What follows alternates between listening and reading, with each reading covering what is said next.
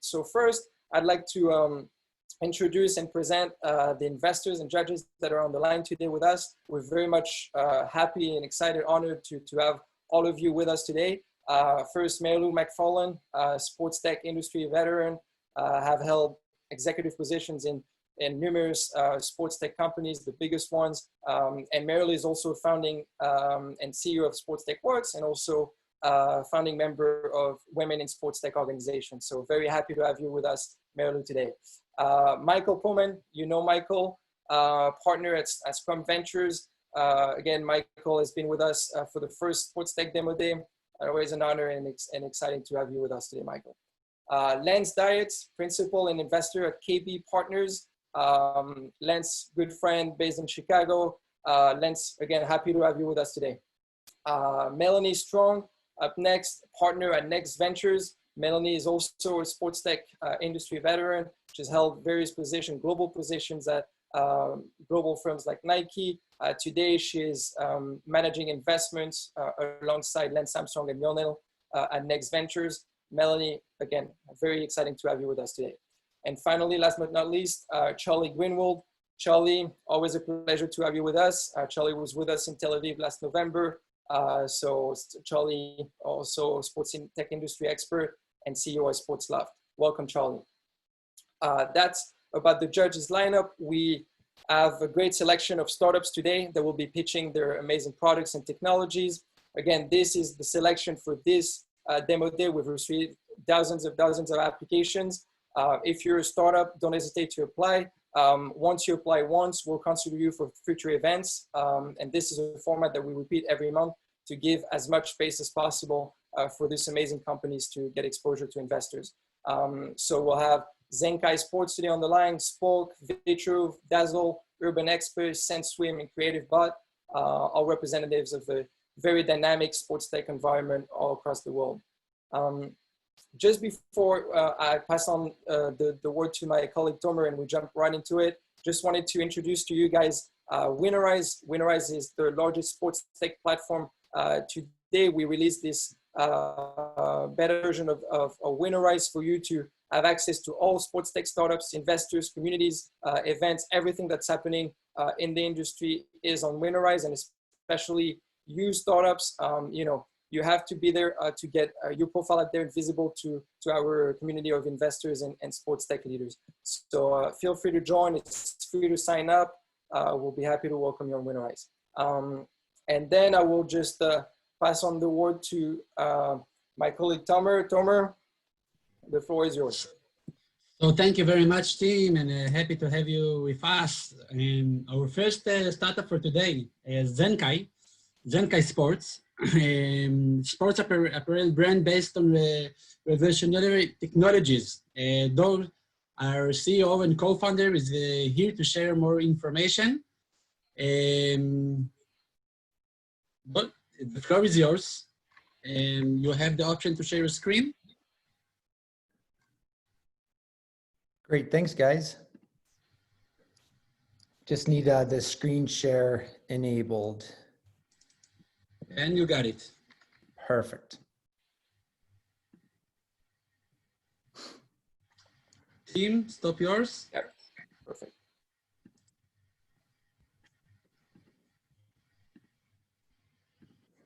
Okay, can you, oh, it still says, oh, sorry. On the green bottom. Yep, I just got to sign in, side back out. Sorry, the preference was turned off. Yeah. Okay, you should be able to do it now. Doug?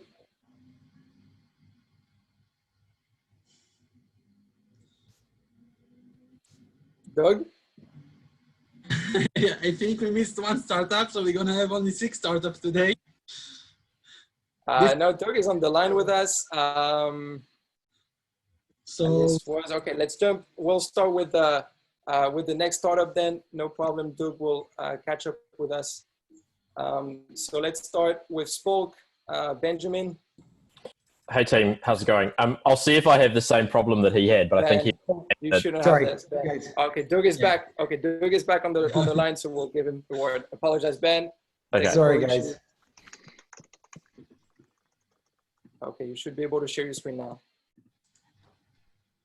Perfect. Yeah, we got it. Good, all good? Yes. Thanks, guys, for having me on here today. And I'd just like to talk to you guys about Zenkai and the future of activewear. Zenkai is the ultimate performance apparel technology. It's been the first generation now in the last, it's been the first iteration of our company in the last 25 years as far as new tech in the apparel space. Basically, the last 25 years, everyone's talked about moisture wicking.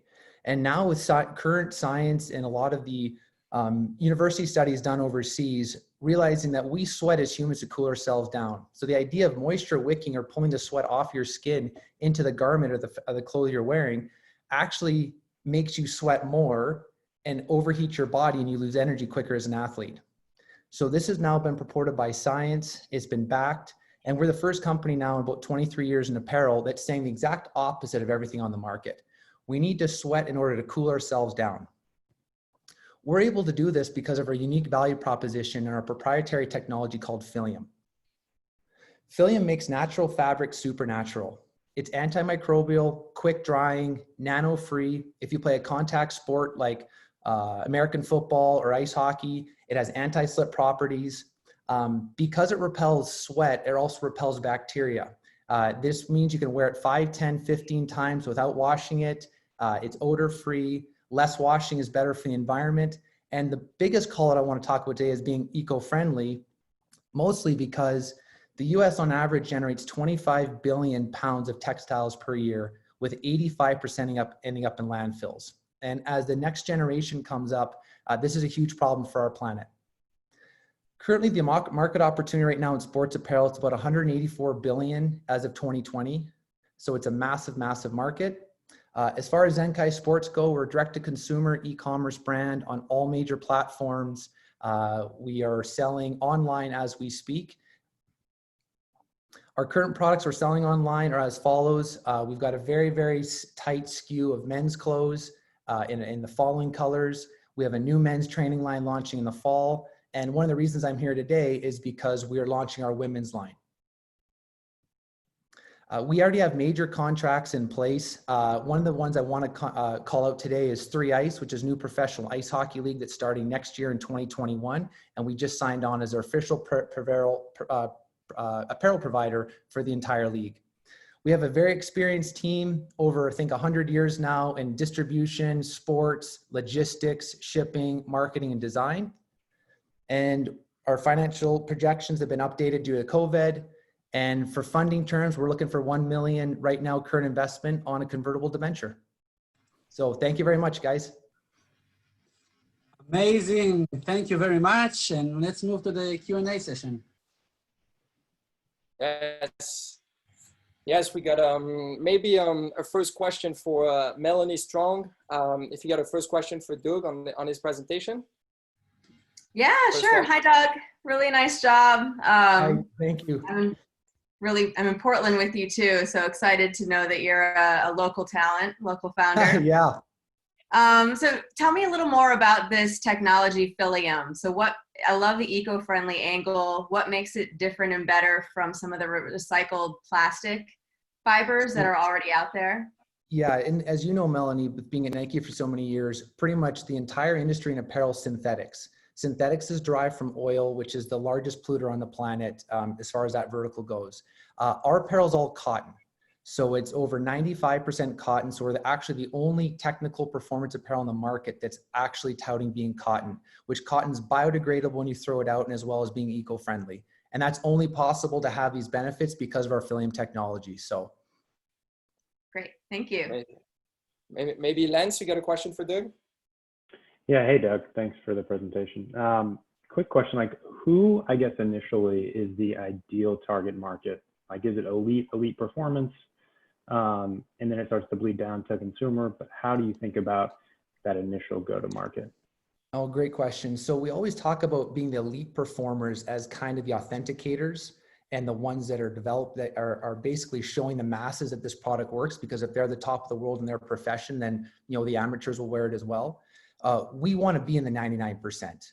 We want to be with grassroots hockey programs, soccer, football, baseball, and recognize that this idea of athleisure, of people that are just active and healthy right now, they need apparel like this in their day-to-day lives.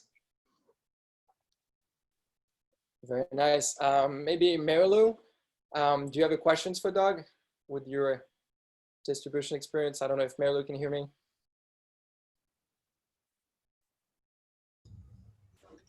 Yes. Hi, Doug. Hi, Marilu. What a super cool product. So I'm curious where you are in your business model in terms of licensing it to existing apparel companies versus taking it directly to market yourself. That's a really good question. And in fact, I get it asked almost every single day. So right now we're focused on growing the brand of Zenkai. I love the idea of Kaizen, which is Japanese philosophy of continuous improvement. So I cut the word in half and flipped it, and that's how I came up with Zenkai. At the end of the day, we want to ask people what's in their ZNA and how can they make the planet better, and why does the planet have to suffer in order to have strong performance apparel? So we could talk about white labeling and possibly, sub-licensing it out. Right now, we're just focusing on growing our brand of Zenkai, and we'll just see what happens from there. All right, fair enough. Charlie. Hey guys, really cool idea. I mean, although you touched on it, we've had the entire industry for the last 15, 20 years has been telling us that wicking is being important, and I've bought various garments on the idea that it takes sweat off me. It normally means the garments stink by the end of it, but that's a different matter. So how are you going to now educate an entire globe of athletes that actually what they've been doing for the last 15 years is wrong, and now they need to listen to what you've got?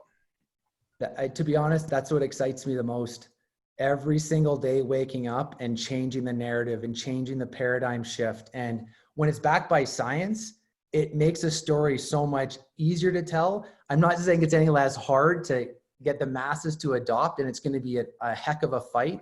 But, I played professional hockey for 14 years. I made it to the top league in the world. And every single day I was told how bad I was. I'll never make it. So that's what excites me every single day as being an entrepreneur. And I'm excited for that challenge, but it's going to be a challenge.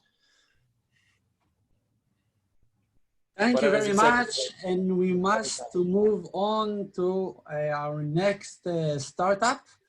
Yes. Thank you so much, Doug. Thanks, everybody.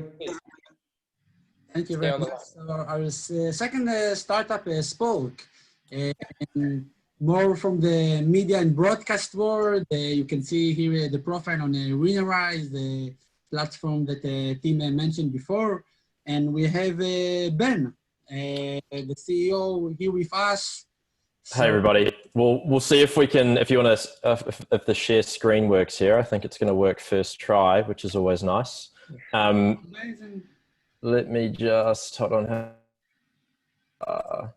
Trying to go full screen, but the bar's hovering over the top. Hold on, give me a second. Play from start. Here we go. So the floor is yours. You had 3 minutes. Good luck.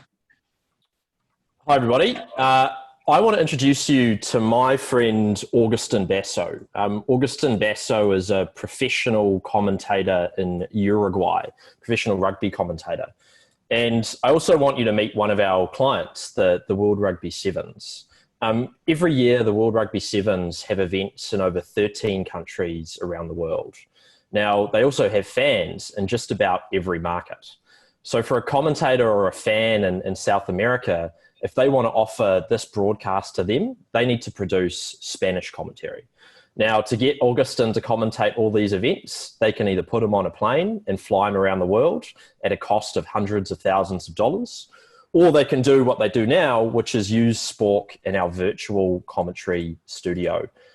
Our virtual commentary studio allows commentators to commentate games remotely without having to get on a plane and commentate from the venue or from the stadium. We're really focused on replicating the broadcast experience as much as possible, and we produce broadcast quality synchronized commentary for play out across TV, OTT, and other methods. For our clients, it means it's much easier and cheaper for them to grow their audience because they're no longer They're able to provide more languages. They can get fans in new markets, new sponsorship opportunities, and in the case of World Rugby, it's a huge cost saving for them. We work with some of the biggest sports properties in the world. You can see some of the names down there that we already work with, some big ones on there. And the big thing that differentiates our product from our competitors is our capability to distribute to linear. So that's traditional TV, along with synchronizing it and having multiple redundant audio connections. This means that, hey, all of our competitors, they're great low-cost solutions, but our solution actually delivers something that is as close to the traditional in-stadium experience as you can get. The other cool thing about our business is we've got the largest talent marketplace of broadcast professionals in the world, over 50 languages. And we're also managing media rights for a variety of different organizations around the world. In terms of markets, you can see that we're really attacking 3 different verticals across OTT products, OTT broadcasters, and linear sports broadcasters. We have a great team backed by some of the biggest investors in the world. And finally, I mean, some of our key metrics here on screen. I didn't want to put the sort of hard, fast revenue numbers up because I know there's potentially some competitors sitting on the line, you know. And finally, look, for our Series A at the tail end of this year, we're looking at raising a $3 million priced equity round. And this is to support us getting in front of more linear partners and continuing to build out really the fat around the business. So that's 3 minutes, I believe. I will hand over to some questions. Thank you very much, Ben. And let's go to the Q&A. Yeah, it looks like you don't need a whistle today, Tomer. It's crazy. Okay, so let's jump into the Q&A. Maybe starting with Michael. Michael, you see a lot of media and broadcasting solutions out there. You got a question for Ben? Yeah, absolutely, Ben. Good to see you. Obviously, we've known each other for quite some time, and love seeing the progress that you've made on the business. And I guess my biggest question for you, just knowing what I know about Spolk, what have you noticed here in the last 4 months? I mean, obviously, with sports content basically going to zero, how have you been able to acclimate in this environment? What have you learned? And then where do you see opportunities potentially outside of the vertical, so that if and when, you know, sadly, we might be in this situation on a longer term basis, your revenue numbers won't suffer? Sure. So March was a bloodbath, as I'm sure it was for everybody. I mean, we saw $250,000 just walk out the door over the space of 2 weeks. In saying that, May was just our biggest month ever, and on track to do similar things through June, July. The reason for that is remote is the new normal. Remote production is now top of mind for every single one of the major leagues in the world. You look at an example like Bundesliga, right? They've got their top commentators in a studio in London, but a bunch of them don't live in London, so they just can't use them. And so they're now picking up the phone, and folks like that are picking up the phone to have conversations and say, how do we avoid having camera operators on site? How do we avoid having commentators on site? How do we avoid having producers on site? Alongside that, we've also been doing a lot of esports content. In about 24 hours, we have 12 languages of commentary on the FIBA Esports Open going out, esports, archival content, all sorts of other diverse pieces of content around multilingual and versioning that content for fans. All right. Thanks. Thank you. Maybe Lance or Marilu, if you have questions, I see. I do. I'm totally intrigued with this, Ben. I'm curious how much you've thought about below the top of the pyramid. How affordable, how accessible. This could be a really big innovation at the college and even youth sports levels. And I wonder how, if you're thinking about it that way as well, in terms of just broadening who your audience could be. Absolutely. And so one of our key investors is Greg Norman, the golfer, and he's also invested in a remote camera company called PlaySight. And the whole idea with that is getting into amateur, college, and high school sports, making it affordable for them to install a camera in their gym, and suddenly every game's being streamed. And using something like Spolk, they can suddenly produce a TV quality broadcast with a virtual camera and a student or a trainee journalist student from Syracuse or from one of the good broadcast schools sitting at home commentating. So we're absolutely chasing the top end of the market. We want this to be seen on the Olympics and Tour de France and FIFA World Cups. But we have a cheaper version where we strip out a few of the features that we offer on a scale basis with massive volume discounts. And we're talking millions of hours of high school content each year that we think we can get access to. Makes a ton of sense. Awesome. Amazing. Thank you. Thanks. Lance, you got a final question for Ben? Yeah, Ben, nice to see you again. Quick question. What's the biggest, like, I guess, integration challenge with some of these, you know, enterprises? Like, where's the pushback, if any, or the things that you have to figure out that tends to take the longest? Sure. So the adoption of IP in the traditional broadcast world is a trend that has been happening for 20 years, but it's only now that you're getting the engineers who are getting into leadership positions who are saying, actually, let's stop using satellites. Let's start using IP or the internet to move content around. So our biggest challenge has been going into the ESPNs of the world, and they've got a couple of $100 million worth of satellite equipment sitting up in space and down in Bristol. And so trying to convince them that rather than paying $1,000 an hour to move this content around satellites, let's do it for 30 cents an hour on the internet or IP. So for us, it's just that IP adoption that's just really starting at the top level of sport that we're trying to really crack into and ride the wave of. Amazing, Ben. It was fascinating, but we must move on for our third startup. Iker from Vitro is here with. Hi. And please, just tell us, you're already a co-host, and I think you can share your screen. Can you hear me well? Yes. Good. Hear you well, see you well. I'm going to share my screen now. Yes, amazing. So Good. good luck. So I start. Hi everyone, my name is Iker and I am CTO at Vitru. This started 5 years ago when my partner Oscar and I, both strength sport lovers, were working out at the gym doing the exact same workout. Oscar was getting pretty good results, but I wasn't improving anything. And we realized that we are both different, so we need a completely individualized training program. But we couldn't find any technology for getting objective data in order to make smart decisions. So this is when Vitru was born, a gym tracker that goes attached to the barbell. We analyze every lift at the gym, and through our algorithms, we process it.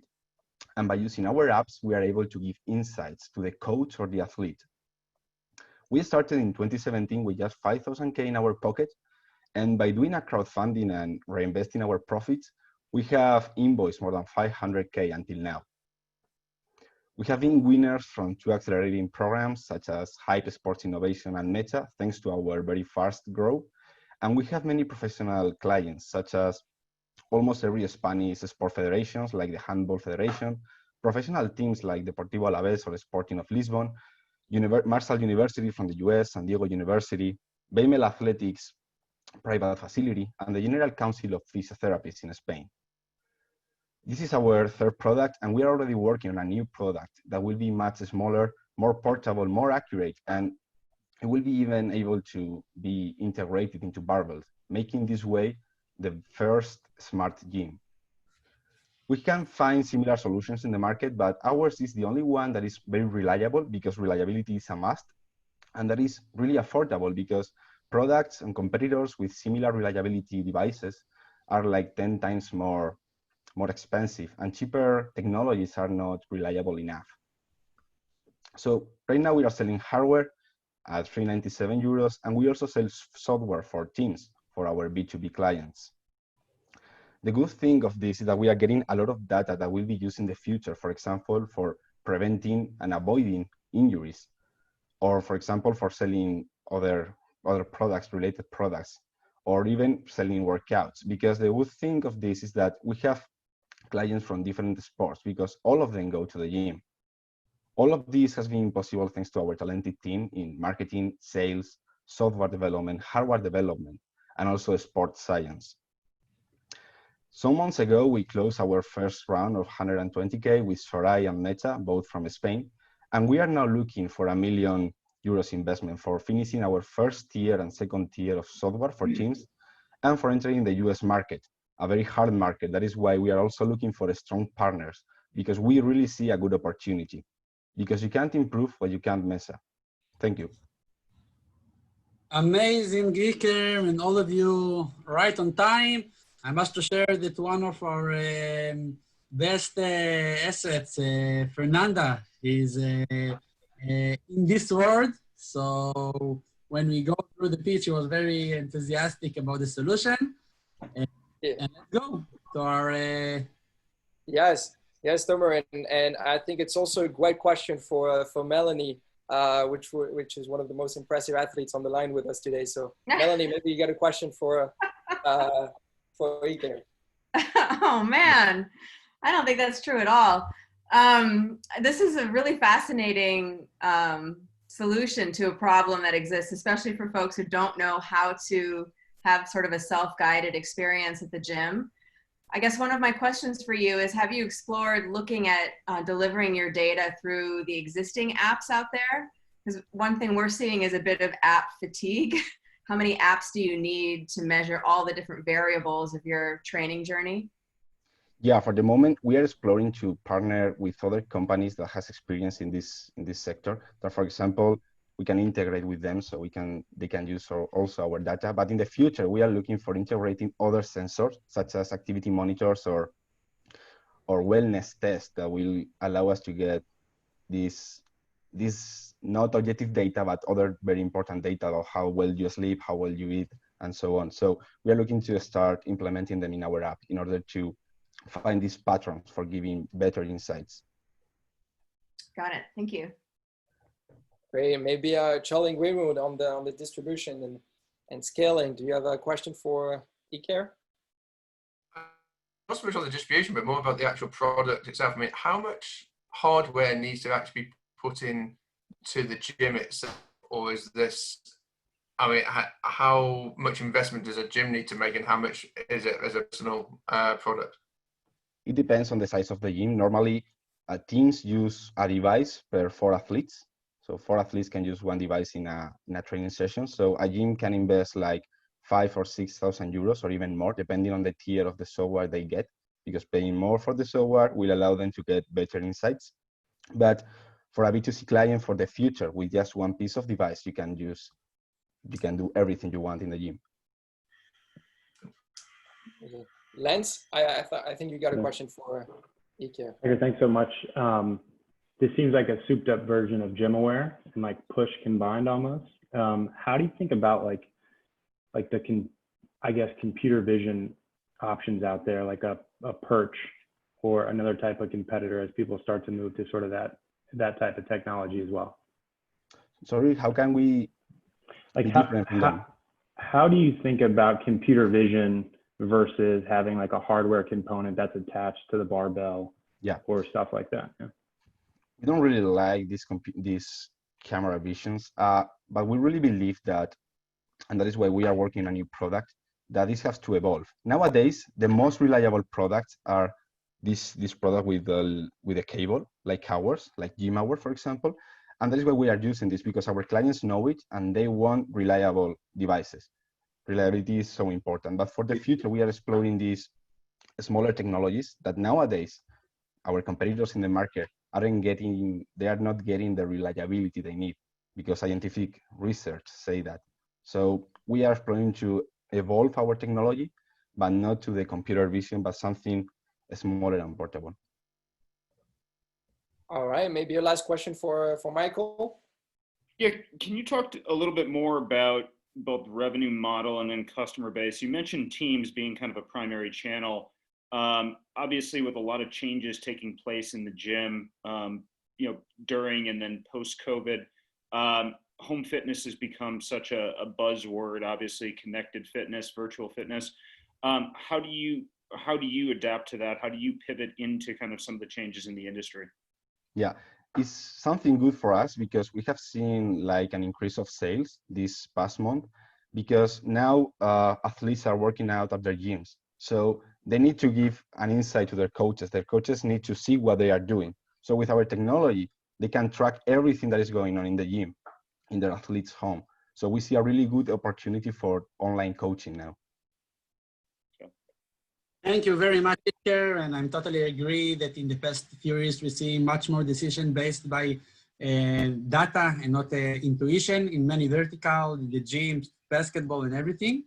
And for our fourth startup for today, we have Tyree from Dazzle. Dazzle is an online platform, cloud-based for I'm sure he's gonna share much more. So just to see, you have the, can you share your screen? Thierry? Thierry, are you online? Perfect. Amazing.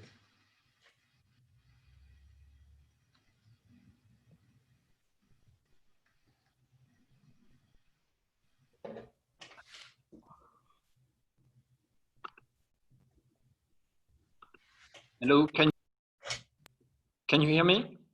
Yes. We can hear you, we can see you. You ready? All right, fantastic. All right. So hi everyone, I'm Thierry Scorsese. I'm the CEO and co-founder of Dazzle. Do you know that 98% of sports events in the world are not broadcasted?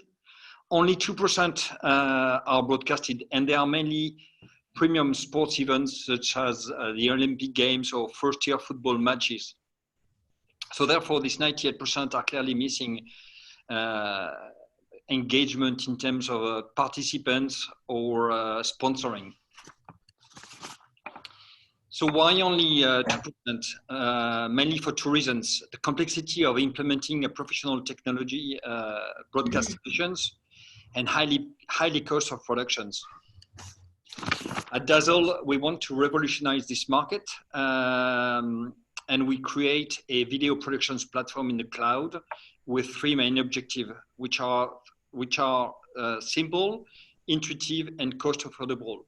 You can ingest in type of sources, whether it comes from mobile applications, professional camera, or drone, into a cloud productions platform, and distribute them to multi-platform simultaneous.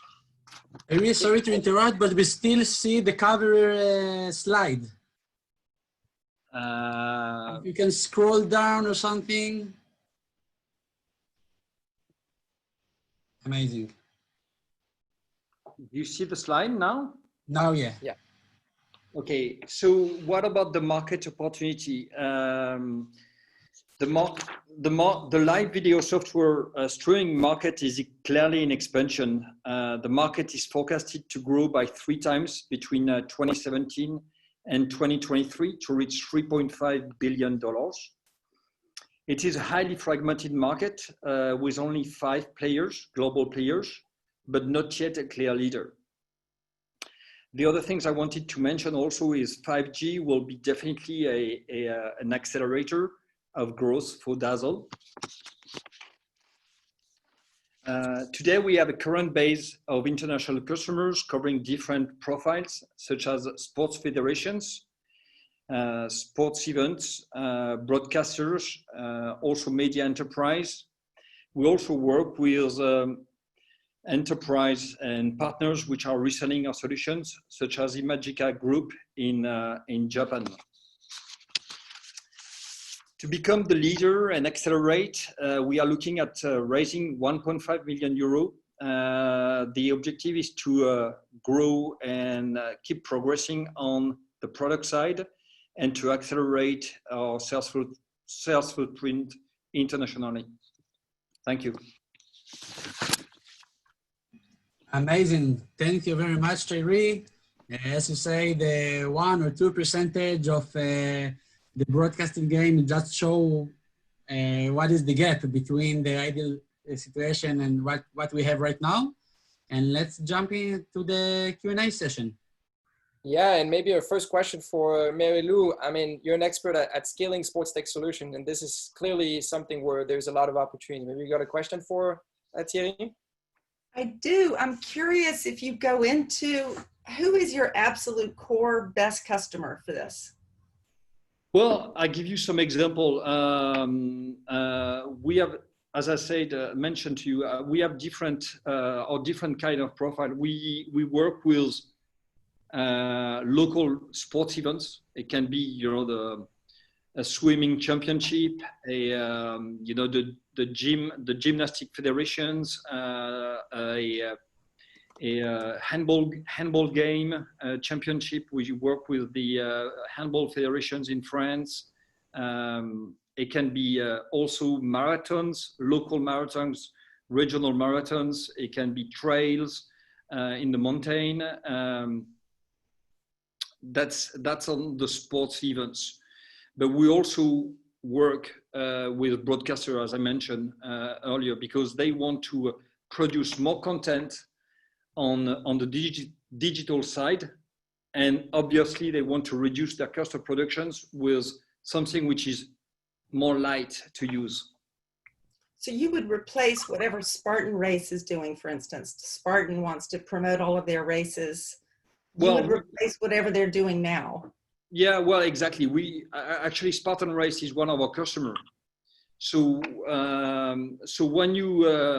when we started with them, they used to work with major organization in terms of broadcast, with Obi-Wan, fixed camera, and now they're working with like what they call rabbits.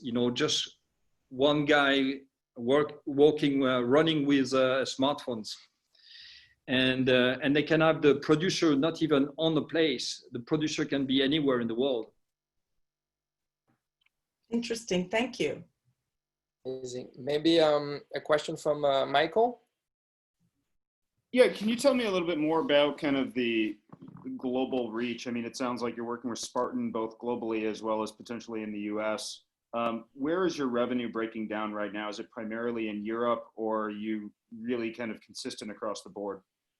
No, not yet. That's what I mentioned at the. That's our objective, to be more global. Today, our main customer base are in Europe. We started to have customers in Asia, more than in the US. We started to sign some customers in Japan with our partner in Japan, and we've got some customers in India. Yeah. However, if I can just comment on the past, the COVID-19, we received leads from everywhere in the world. And what do you think from a US perspective? Where do you see the biggest opportunity, and what do you see as the biggest barrier to that marketplace? I think the US market is definitely a big market for us. However, I think there are two main targets which are pretty big. The first one is the college market. That's a big one. And the second one is all the broadcasters, whether it's big broadcasters or even local and regional broadcasters. Yeah. For instance, right now we are in a PUC with NBC Universal. Thank you very much. It was fascinating. I remember also our call on the Global Sports Week on Paris a few months ago.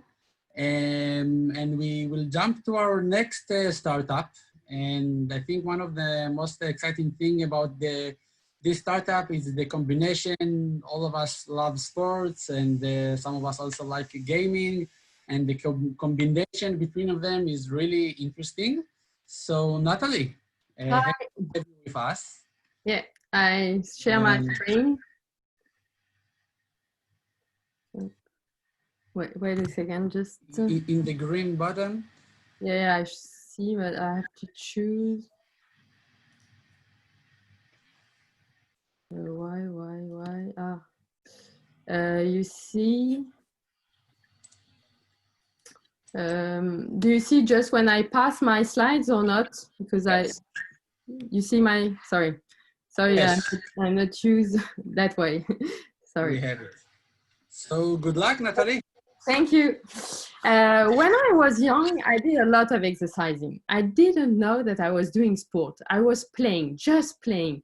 I was chasing a gangster. I was hiding from a ghost. We all love stories. They make us more powerful. I grew up and I still wanted to be a hero, but it became two different activities. Sport was for my wellness, having fun was for my leisure, and most of the time static. For example, playing video games or watching movies. But in these video games and movies, heroes are running, cycling, fighting, they're doing sports. So why not have an extraordinary leisure time exercising?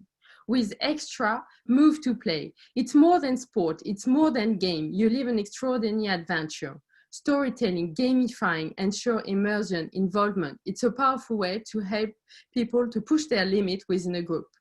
Extra brings real movement into games. Participants are not simulating movement. They're like our heroes in action. In our immersive room, our plug-and-play station centralize all the equipment for real-time immersive games. Our SaaS platform transforms into light, sounds, video, the game-related session, and the action of the participants. In our first game, Escape to Mars, participants have 1 hour to go onto Mars. It was created for the franchise Keep Cool at the base camp for the City of the Future. It shows that gamifying takes their mind off the effort they are making. It shows that gamifying brings replayability to the experience. With you, we will be able to create a catalog. User will choose the game that goes with their session. Our SaaS platform, our sport video game, will be accessible wherever we are. We will create a full use experience at home and in an immersive room with the target to create big competition event in arenas in 2024 for the Olympic Games, for example. It will be more than sport, more than e-sport. We will watch sport gamer exercising in immersive arenas. Our goal in 2023 is to have 12 full immersive games, 132 online module games, 40 rooms for €4 million of revenues. To reach our objective, we need €500,000 to develop the platform, 2 games, 24 online module games, our marketing strategy, and our first immersive pop-up room. Think big, think extra, bring extra adventure to your life. Thank you. Amazing, Nathalie. It was short, colorful, and I think the last crisis show us that it's crucial to have fun ways for the young generation to keep moving and do some sports. Absolutely, absolutely, Tomer. And I think Melanie may be even more relevant when we speak about those immersive experiences around exercising and gamified. Or do you have a question for Nathalie?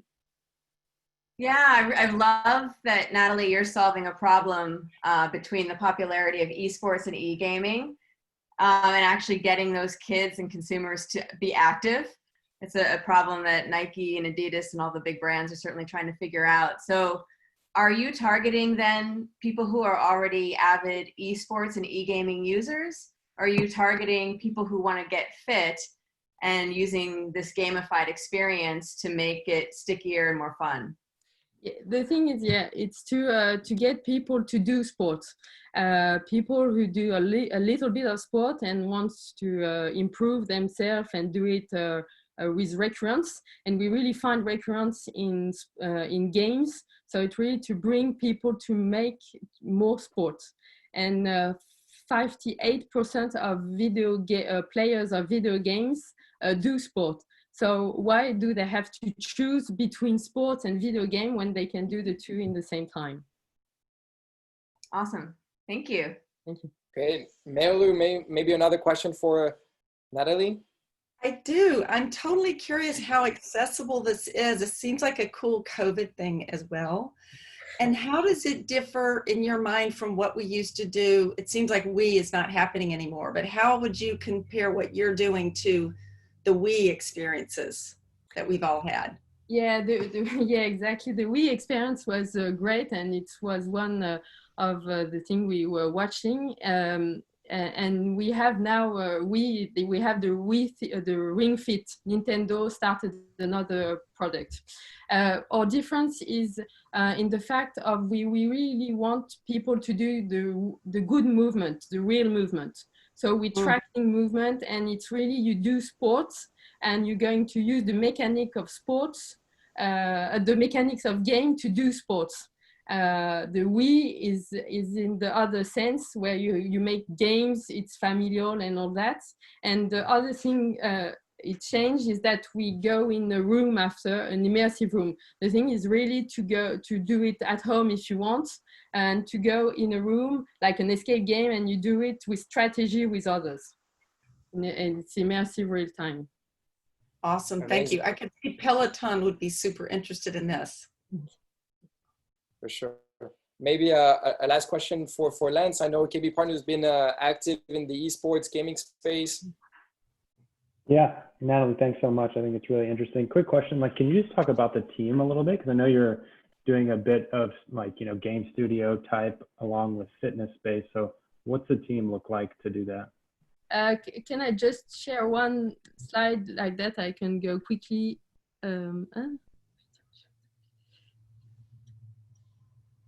Here's the team, and we have two game designers. Eric Viennot is one of the first game designer that worked on full immersive games for big studios. And we have a team manager, that's really the core team. And after we have a team for development, but it's external for the moment. We're doing the funding for recruiting the developers. But we have a CTO who works on all the concepts and Thank you very much, Natalie, and for all the questions. I think the next step is talk with Elon Musk. Elon Musk, you have SpaceX to merge, so maybe it can be a nice collaboration. And our next startup, I think one of the most amazing things that we witness in the sports tech world is athletes that really know where is the pain. And Gan Levo is one of the best swimmers that we have here in Israel. And he took the passion for swimming to the next level. And he learned more about how to change the way that the future generation of swimmers will have the practice, the competition. So please, Gal. Thank you, Tomer. It's really great to be here with you all. Great startups so far, really cool stuff, stuff that I hadn't heard of. Okay, so I'll share my screen. Yeah, but your picture is about. So maybe see my screen? A little bit, not yet, but if you can maybe improve your internet connection, it will be great. Somehow. Just a second. Just a second. Okay. Can you see it now? Yes. Yes. Great. Just a second. Okay. 3 minutes. Okay. Enjoy. So just, yeah, thanks. So just a little bit about myself. I've been a swimmer all my life. Basically, I've been to the last few Olympic Games, won many medals in European championships, and been to the US as a student athlete and also as a professional athlete. And many differences between where I come from, which is a small club in Israel, to the professional teams in the US and all around the world. But one thing stayed the same wherever I've been. It's how the daily workouts are being conducted. And if you can believe it, still 99% of workouts are being done with stopwatches and whistles, where almost nothing is recorded. and obviously data is not collected and analysis is not possible. And that creates obviously a lot of frustration and subjective environment. And yes, even athletes like Michael Phelps train that way 99% of the time. That's why we came up with SenseSwim. Basically, it's the first and only computer vision, real-time video analysis system. It measures and analyzes all the important metrics of swimmers, of multiple swimmers in a team. It gives feedback in real time. And the most exciting things for the swimmers is that they don't need to wear any wearable devices in comparison to what's available today in the market. So they can come as usual without changing any habits whatsoever. How we do it is basically having cameras on the ceiling, on the sidewall, regular off-the-shelf cameras, security cameras. Each camera can cover between 3 to 5 lanes, and enables the coach to manage the practice automatically and not be a talking stopwatch. Even though it sounds a little bit niche market, there's 30 million registered swimmers in the world. 5 million are highly competitive, which means they are super intense. And that's who we're targeting at first. We're going for the high performance, and then going to spread for the casual swimmers as well. And the value, the potential is pretty big, $2.6 billion a year. Our business model is basically a software as a service model for clubs. And the most exciting thing is, I think, is the growth potential. Once we are in a pool, we can gather unique data, we can do safety applications, and we can do live automated broadcasting with analytics, something that doesn't. Thank you very much, Gal. Yeah. We will keep the rest for the Q&A session. And so I'm sure if we have like question about it, we can start with you, Michael. Yeah, thanks again, and good to connect again. Couple questions. Yeah. I think it's an amazing product and technology. I'd love to learn a little bit more about the product itself, but to me, it comes down to scale and how do you look to democratize this? I understand, elite level swimmers will spend and invest in whatever it takes to achieve kind of your level status of Olympian level status. But how do you make this accessible to the masses? What is the cost on the product and implementation? And can you talk us through that a little bit more? Yeah, so I think what's cool about this market is that both like high performance swimmers and anyday casual for fitness athletes or just regular people, I can call them, a lot of time they share the same facilities. So for example, we're discussing with a few universities in the US, and the college team is only using the team for about 2 to 4 hours a day. All the rest of the time is just casual swimmers coming in, maybe age group swimmers, age group teams that come in to swim and rent a lane. So once we are in enough facilities, we can basically offer the same service to anyone that comes in the pool. We are starting with obviously with the top performance because that's where we feel the need is the highest, and obviously they are the thought leaders of the market. So I think that's, hopefully I answered the question. What does it cost on an individual basis? Yeah, so right now our model focuses on clubs, and the cost is somewhere between $8 per swimmer per month, up to $30 per swimmer. It really depends on the size of the club and the requirements of each of the metrics measured.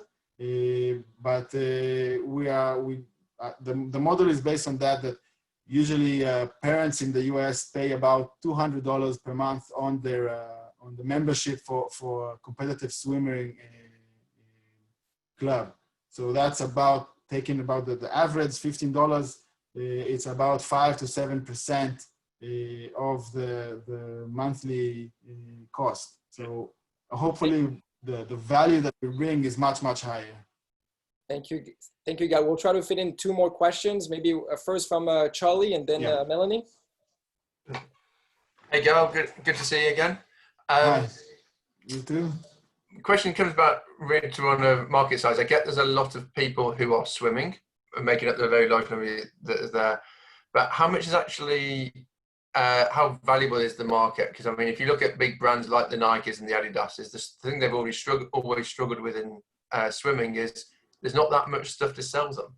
You know, when you're talking about a swimsuit and a pair of shorts, what else is there to sell? Yeah, so that's why I think I wanted to spend some more time on the slide on the potential. Once we're in a facility, because the potential for the swimming market itself is exciting and there's the business case, but what's most exciting is the stuff that we will be able to offer once we're more established, and that's talking about connecting to broadcasting. A lot of startups were talking about it here, how to do not the 1%, not the World Championships, but basically all the dual meets and the small competitions that happen during the year. And we can do that as well. Safety application is one of the things that we're really working hard on, and with our technology, we're feeling very confident that we can actually give safety notifications for public pools. No one is able to do it yet. So there's a lot of growth potential on top of the basic focus or the basic current focus of the business. And that's what we're counting on mainly. Thank you, Gal. Maybe 20 seconds for last question, Melanie, if you have one. Yeah, we've seen actually a few swim-related innovations in our fund. So although it does feel like a small market, there's obviously a huge opportunity. How is your product better in terms of serving coaches who probably have the biggest challenge here in terms of providing real-time feedback to their athletes?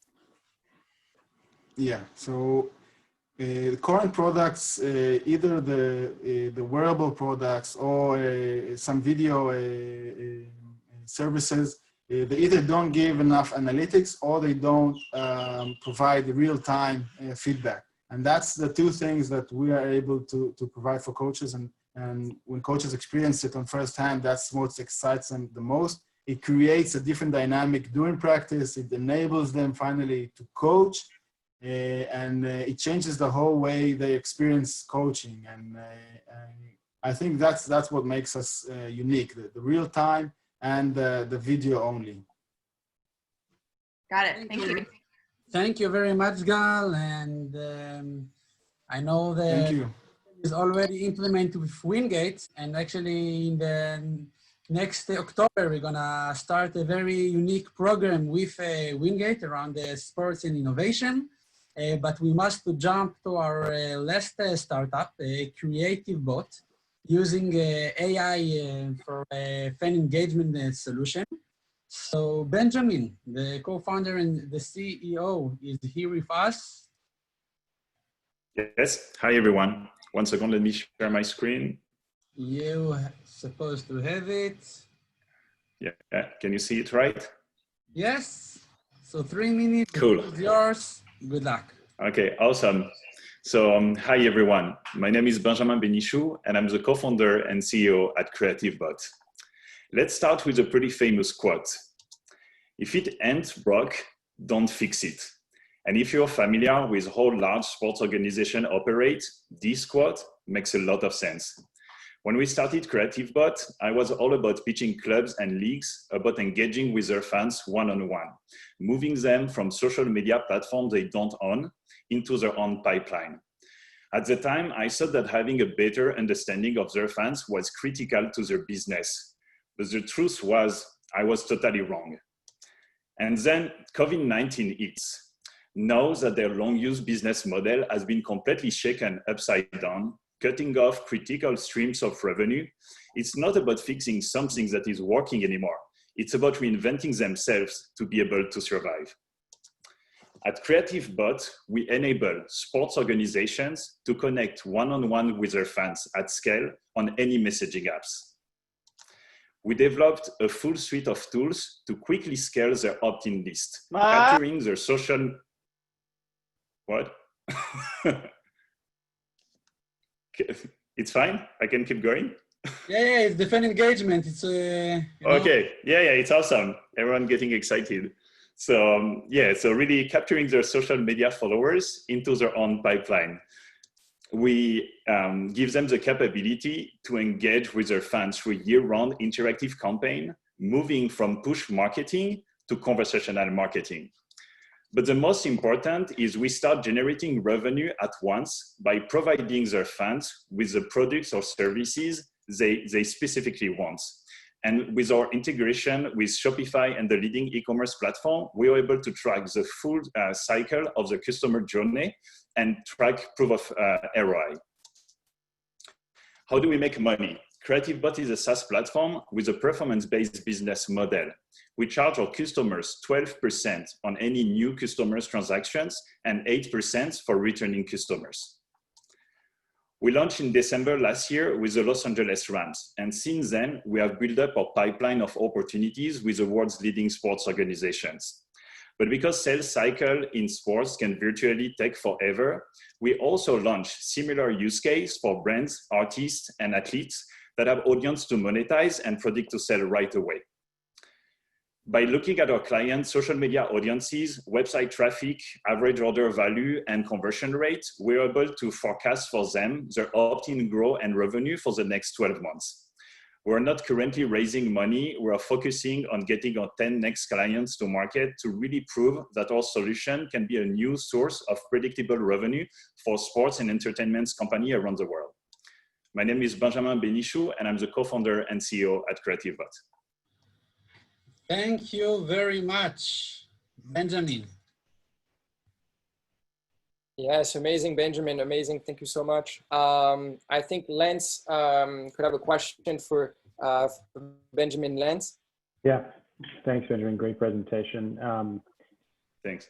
I'm curious of your thoughts where this fits alongside like a Satisfy Labs or a Game On Technology that is offering a similar service, but is maybe more focused on kind of the data on the back end and providing kind of user recommendations based on that. So where do you fit, I guess, going up against them?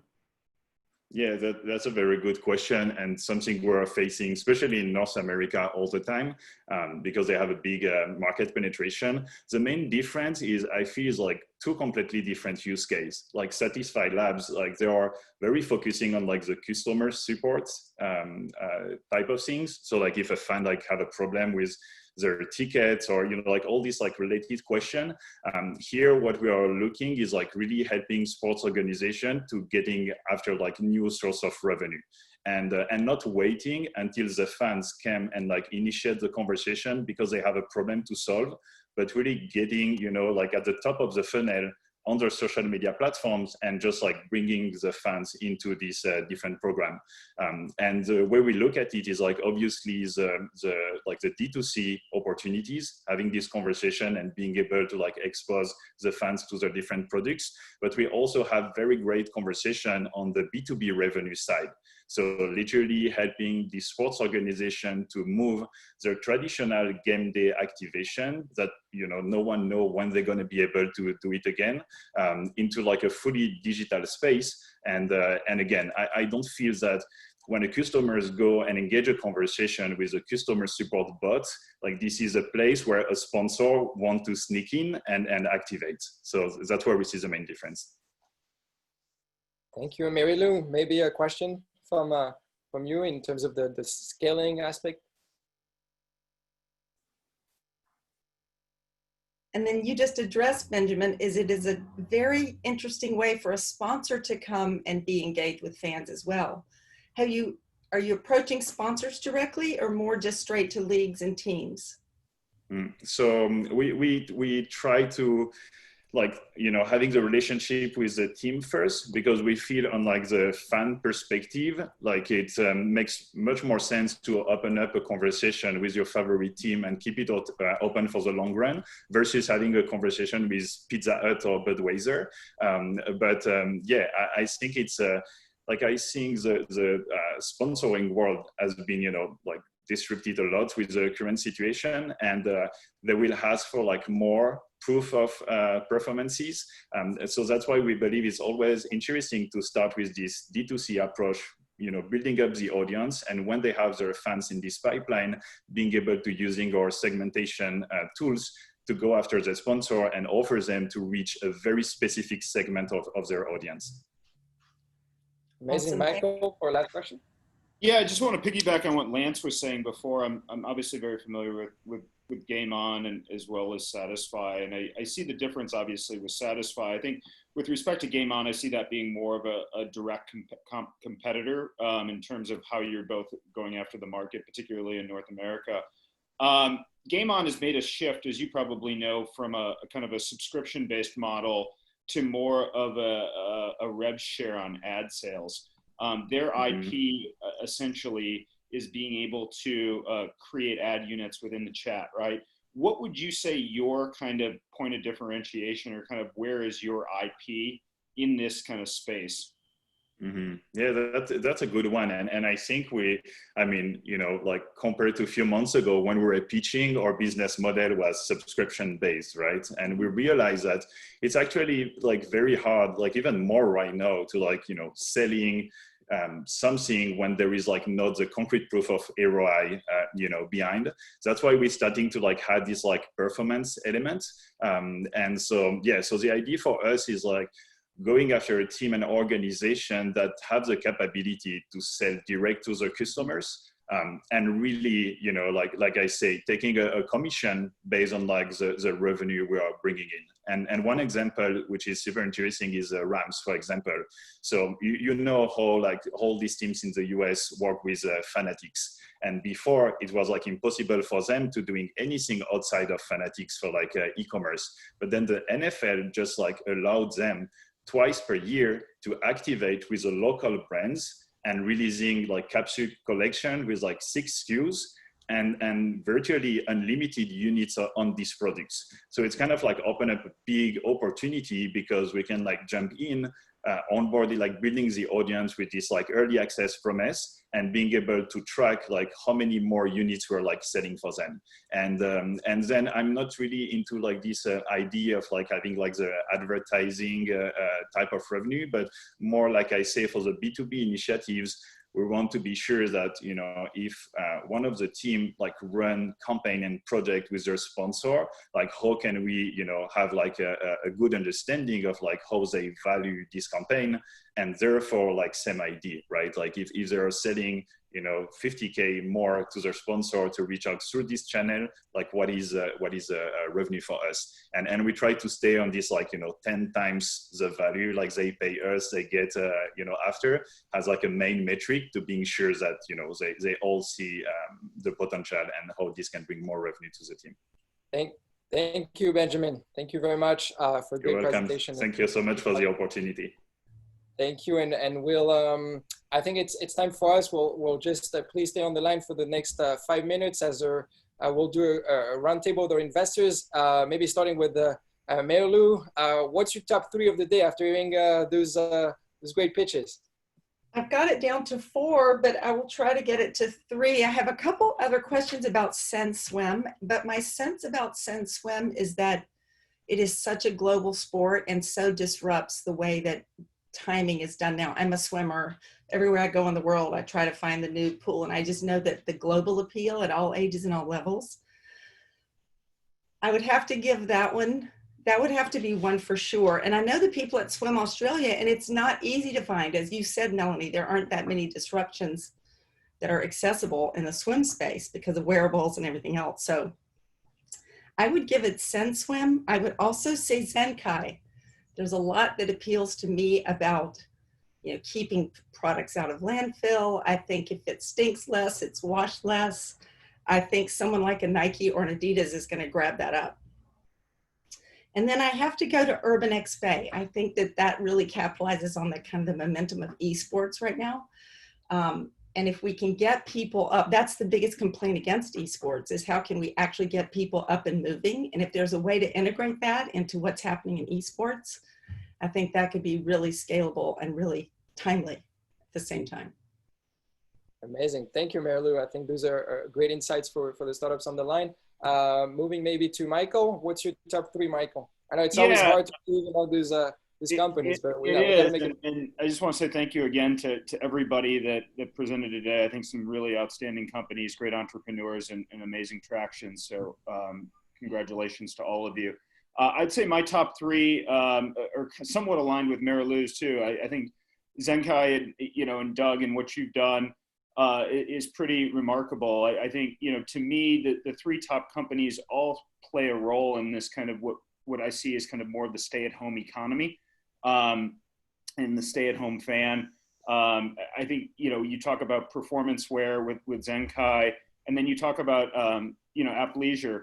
I look at this. I mean, I'm sitting here at 11 o'clock. I smell like crap because I got back from a run. But this is what I look like right now. And I think this is what everybody's going to be looking like for the next 12 to 24 months. I just think you have an amazing market opportunity in both of those kind of verticals. And clearly you have proven traction already there. I think with regard to Urban XP, again, plays right into kind of this stay-at-home demographic. I'm struggling with my kids who are 9 and 6 and how to get them active. I think this is something that gamifies the experience, that gets them excited and interested. Anything, again, that can kind of solve those pain points is really useful. And then the other one, obviously, is just Spalk. I think you're addressing a pretty massive opportunity. Sports are going to come back. You're already seeing it, particularly in Europe and in the States, to follow here really shortly. People are going to be looking for kind of efficiencies. Safety is going to be top of mind, as you said before, Ben. I think you have unlimited potential to kind of, again, decentralized operations. And over time, I think there are additional applications outside of sport as well. Amazing. Thank you so much for this great wrap up. And first mention for Spalk. Lance, do you get got 1 minute to yeah, I'll be quick. Since Mike took all the airtime. I'm just kidding. Thanks. I think the 3 that I was drawn to would probably be Spalk, Urban XP, and Dazzle, primarily due to kind of like the macro tailwinds that I think are going to propel a lot of those. I think we already mentioned gaming and social and building communities around that and how it applies to fitness. Spalk with the movement to remote broadcasting, I think is really interesting. And same with Dazzle. Like, I think everyone is looking for ways to have more cost efficient and more like ease of use when it comes to providing those types of solutions. So those are 3 that I think would be really interesting to check in with down the road and see how things are going. Amazing. Thank you, Lance. Moving on to Melanie. Right. I'll be fast as well. I really like Natalie Urban XP because there's such a problem there of connecting the dots between gaming and activity. And I think we should all be worried about activity moving forward if we aren't already. So it's a macro problem that I love that you're trying to solve. I liked Vitruve as well. I think the idea of eventually embedding that into equipment is going to be a game changer for you if you can figure that out. And I also like the idea of delivering that service through existing apps that also measure other like experiences in the gym or in training. And then, Zenkai, I love that you're leading with an eco-friendly point of view. I think that's really important. There aren't a ton of apparel brands that have started there. Most of the apparel brands go there because the consumer demands it and try to back into that problem. So I appreciate that you're embedding that purpose-driven point of view into the front end of your company. And yeah, like everyone else, I'm super impressed with all of you. Thank you. So I couldn't do this, by the way. 3 minutes. Wow. So good job to everyone. Thank you, Melanie. Thank you so much. So I think, Charlie, it's down to you. We might have tires out there and you got to make the decision. Well, first off, Mike, don't do yourself down. You're looking absolutely lovely there, darling. The top three I'd go for, no great surprise in Spork for us. You know, we've been a fan for a very long time. They're absolutely of the moment with remote production, and you can see why they've had record months, I think you said in May, and I would totally expect that to carry on. So I think that's fantastic. Dazzle, I think it's really interesting. I think anything in the cloud production space, there were a number of people playing there, but I think it's a really, really interesting area. And the last one I'd go for is probably Zenkai, partly because I think it's just so fantastically so brilliantly contrarian, going against something that we've all been told for about 15 years is the way to go, and they're saying actually no, we were all wrong. So I really quite like that. That's amazing. So thank you, Charlie. I think, Tomer, are we ready to announce the winner? Tomer? We have a tie. We have a tie. Okay, so let's announce it. We have a tie, I think, between it's gonna be a tie between Urban XP and Zenkai Sports. So congratulations to Doug and Natalie on those amazing achievements. We'll share for you to spread the word. I mean, but beyond being selected by this great lineup of judges, I think it's a recognition of the amazing achievements you have to date, and also motivation to pursue the joint. And so I'd like to congratulations. Maybe we can get a 5-second word from Doug and Natalie. Okay, thank you very much. I was really pleased to pitch, so really pleased to be on the finalist. And gamifying is really important in all stuff and in sport in particular. Thank you. Thank you, Natalie. Thank you for sharing that. Doug, you want to share a few words after you heard what you heard? Yeah, no, thank you, everybody. I just want to say once again how impressive all the presentations were. And as a fellow entrepreneur, I know how hard we grind every single day, and I appreciate the judges' time, and thanks, Timothy, for organizing this. Thank you, Doug. Thank you so much. So yeah, that's kind of a wrap for this second edition of our Sports Tech Demo Day. Again, as a follow-up, all those companies are listed on Winterize. You can check the details, connect. Also, the investors' details will be also on Winterize, listed on their profiles. So join. Feel free to check it out and join the community. We will see you in a month from now on July 16th. Same place, same day, same time, with a new lineup of amazing startups and investors. And last but not least,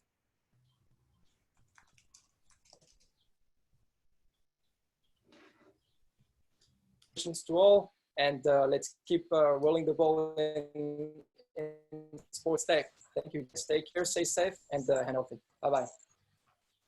Thanks, everyone. Bye. Be well. Thanks, everyone. Thank you very much.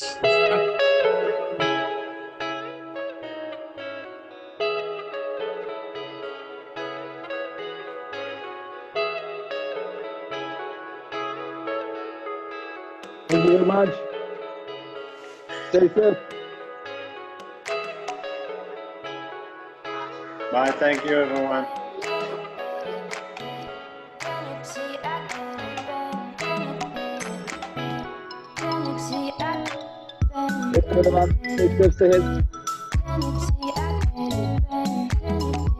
Stay safe, stay healthy.